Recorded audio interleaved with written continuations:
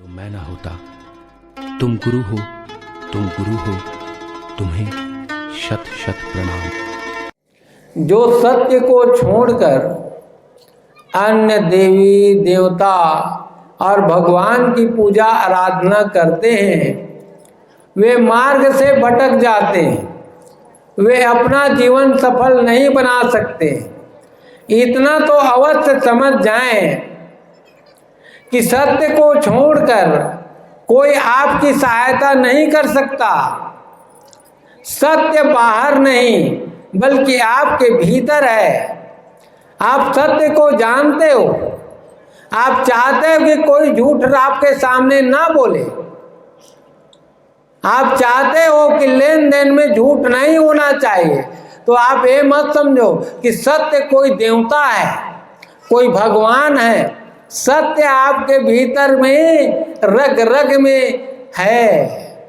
वही रमा है, वही तो राम है जो आपके भीतर है।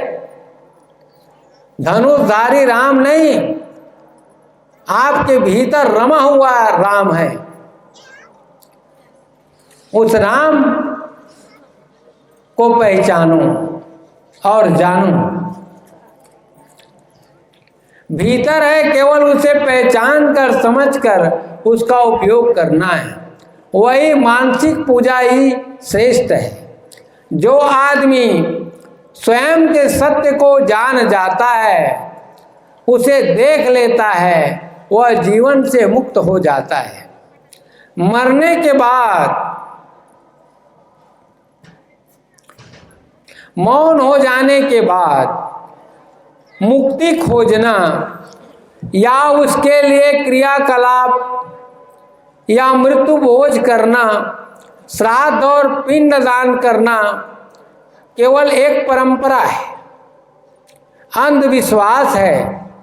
अच्छी बात तो तब है जब तक आदमी जीवित है, सच और झूठ को जानकर समझकर जहाँ सच हो वहाँ तन मन धन विचार और वाणी से कर्म करना चाहिए। आदमी अंधविश्वास पर सामाजिक कुरीतियों को ढो रहा है, मुक्त नहीं हो पा रहा है। खेत बेचकर कर्ज करके किसी को, वो जाति समाज को, रिश्तेदारों को खिलाने का एक प्रकार का ये प्रपंच है, परंपरा है। कोई नाम और मंत्र सही नहीं है। कोई पाप करके नाम जपे तो उसका पाप कटता नहीं है। यह सब झूठ है। चलो भाई, पाप करके देवी की पूजा कर लो, पाप करके यज्ञ करवा लो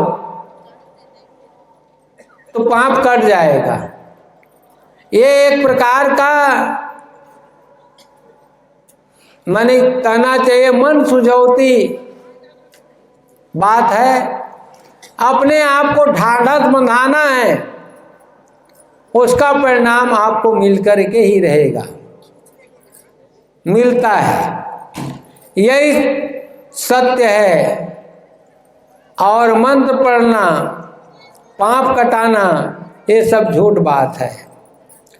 यह सत्य है कि आप सच्चाई को स्मरण करके कोई कार्य करते हैं, आपका मन निर्मल होना चाहिए। जो स्वयं को साक्षी नहीं मानता है, स्वयं को साक्षी मानो, माने तुम अपना गवाही खुद बनो, यही साक्षी है। क्योंकि तुमने किया है इसलिए उसका साक्षी तुम ही हो। तो जो स्वयं को साक्षी नहीं मानता है और देवताओं की उपासना करता है, तो समझ जाओ कि देवता तुम्हें पशु अज्ञानी समझकर तुम्हारा बलि चाहता है।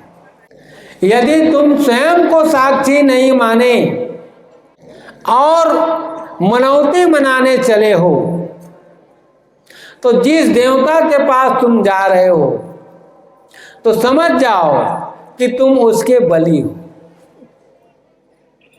तुम बलि चढ़ रहे हो। ये जिस प्रकार से पशु को बलि दिया जाता है ना, वैसे इंसान देवता के सामने जा करके बलि चढ़ जाता है। और प्रतीक के रूप में जो निरीह प्राणी है, पशु है, उसकी हत्या कर दी जाती है। यदि तुम किसी देवता की उपासना करने में विश्वास करते हो तो समझो कि तुम देवता के सामने पशु बलि के रूप में खड़े हो। जिस प्रकार से किसी पशु को किसी पत्थर देवी देवता के पास ले जाकर के काटते हो, तो सर्वप्रथम तुम्हारी बलि हो रही है, ये मान करके चलो। क्योंकि बलि चढ़ाने के लिए किसी दूसरे जीव की बलि चढ़ाओगे, उसके पहले तुम्हारी बलि चढ़ जाएगी। अर्थात सत्य को छोड़कर किसी की उपासना करना अंधविश्वास ही है।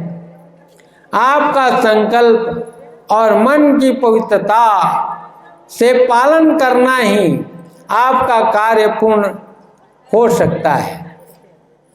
आप सबको भूल जाओ, मगर स्वयं अपना ही साक्षी रहो। अपने आप को कभी मत भूलो। आपको पूर्ण विश्वास होना चाहिए कि आपकी आत्मा अर्थात खुद के अतिरिक्त परमात्मा कहीं नहीं है।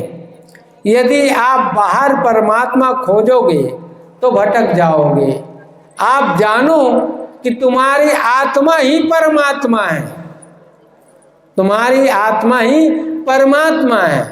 तुम किसी अन्य जीव के को बलि चढ़ाते हो तो तुम किसी पत्थर के पास देवी देवता मानकर एक आत्मा की हत्या कर रहे हो।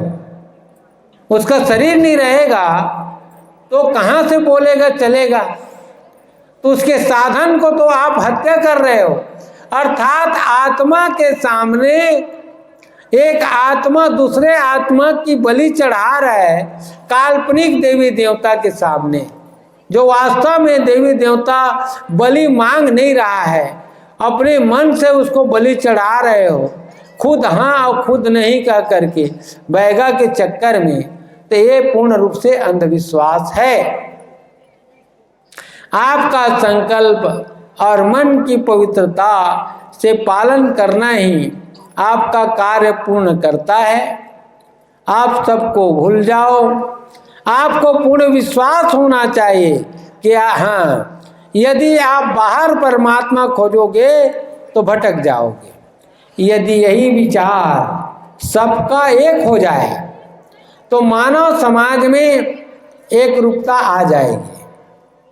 जो हम अनेक ईश्वर और भगवान देवी देवता की कल्पना करते हैं, बस वही हो समाज को तोड़कर बांट कर रखी है। गुरु से क्षमा मत मांगो, बल्कि अपने गलतियों को सुधारो।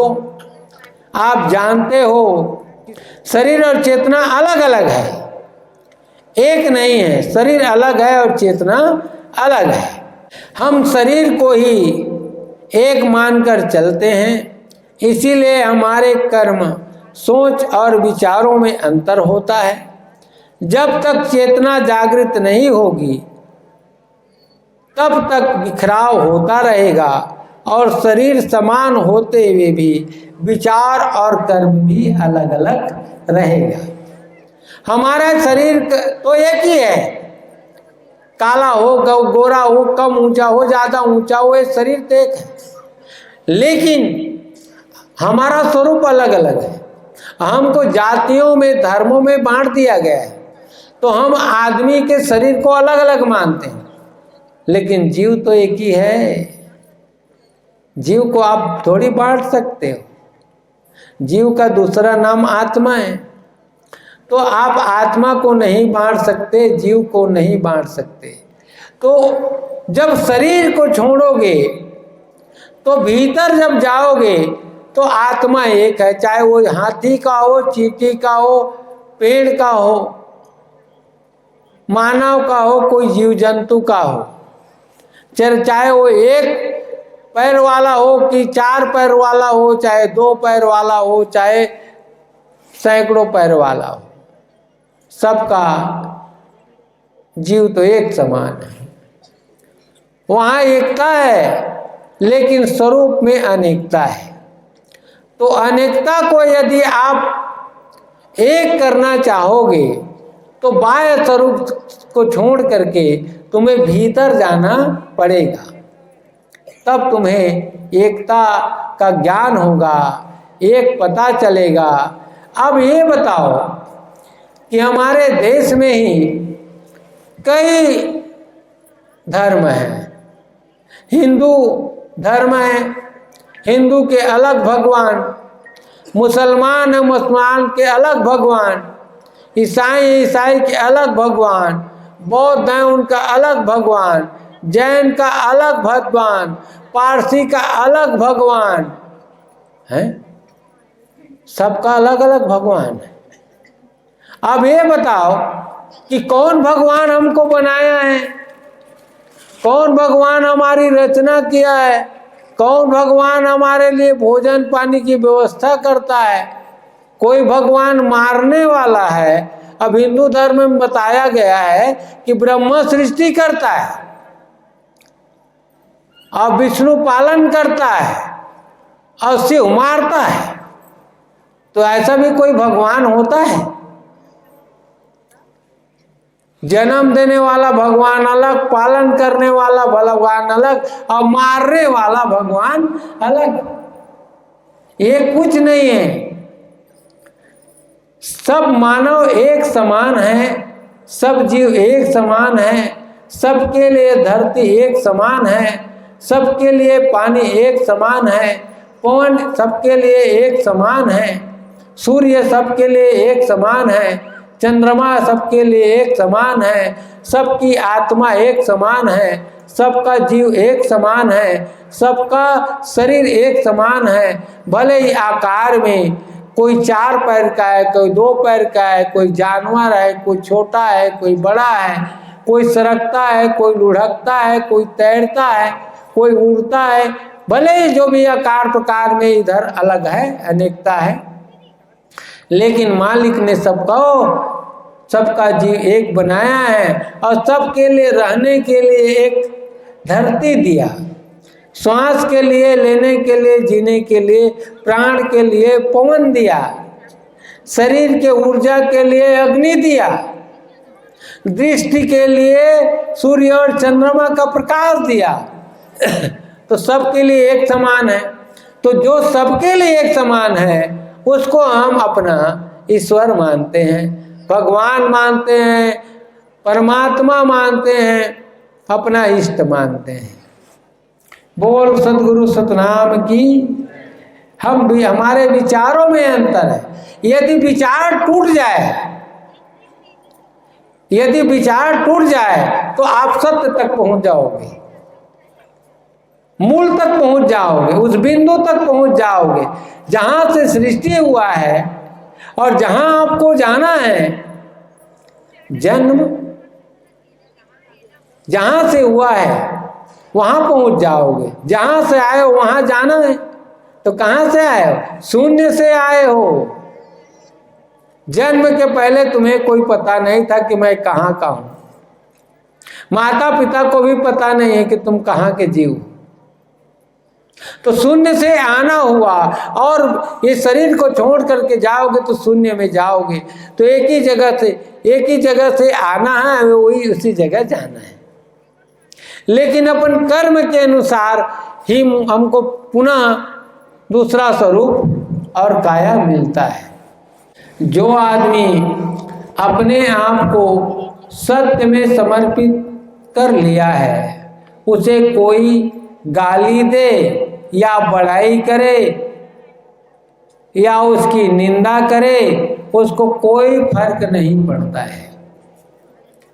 इंद्रियों का संयम आत्मा है और आत्मा का अर्थ शुद्ध चेतन मन है।